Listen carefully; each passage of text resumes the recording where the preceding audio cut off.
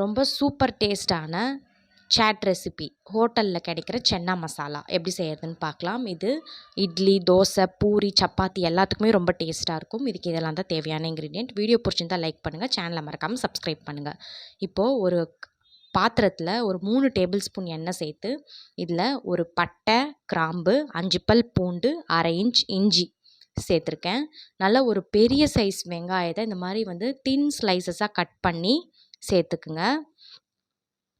இப்போ இது நல்லா இப்படி வதங்கினதும் இதில் ஒரு பிஞ்ச் மஞ்சத்தூள், 1/2 டீஸ்பூன் காஞ்ச மிளகாத்தூள், 1 டேபிள் ஸ்பூன் தனியாத்தூள் சேர்த்து நல்லா இந்த மாதிரி கலந்து விட்டுக்குங்க.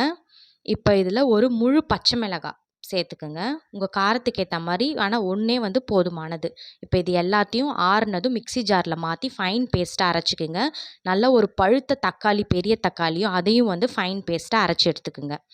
இப்போது அதே கடாயில் ஒரு 3 டேபிள் ஸ்பூன் எண்ணெய் சேர்த்து நம்ம வதக்கி அரைச்சோம் இல்லையா, அந்த வெங்காயம், பச்சை மிளகாய், பூண்டு, இஞ்சி அது எல்லாத்தையும் சேர்த்துக்குங்க. அந்த பேஸ்ட்டை சேர்த்து அந்த எண்ணெயிலே நல்லா இந்த மாதிரி மிக்ஸ் பண்ணி விடுங்க. இப்போ நான் 1 கப் வேக வச்ச வெள்ளைக்கடலை ஆர் சென்னா சேர்த்துருக்கேன்.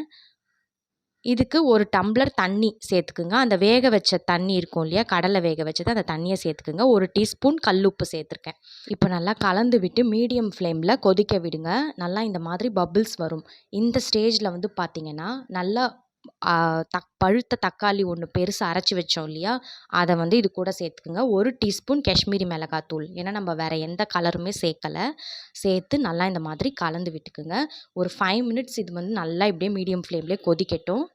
இப்போது 5 மினிட்ஸ்க்கு அப்புறம் பார்த்திங்கன்னா நான் 2 டேபிள் ஸ்பூன் அந்த வெள்ளைக்கடலையை இந்த மாதிரி மிக்சியில் போட்டு அரைச்சி வச்சுருக்கேன்.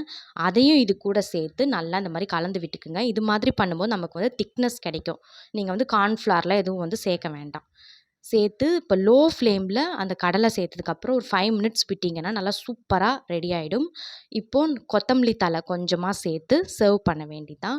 ரொம்ப சூப்பர் டேஸ்டான சென்னா மசாலா ரெடி ஆகிடும். இது சப்பாத்தி, பூரி, இட்லி, தோசை எல்லாத்துக்குமே ரொம்ப சூப்பராக இருக்கும். கண்டிப்பாக ட்ரை பண்ணுங்கள்.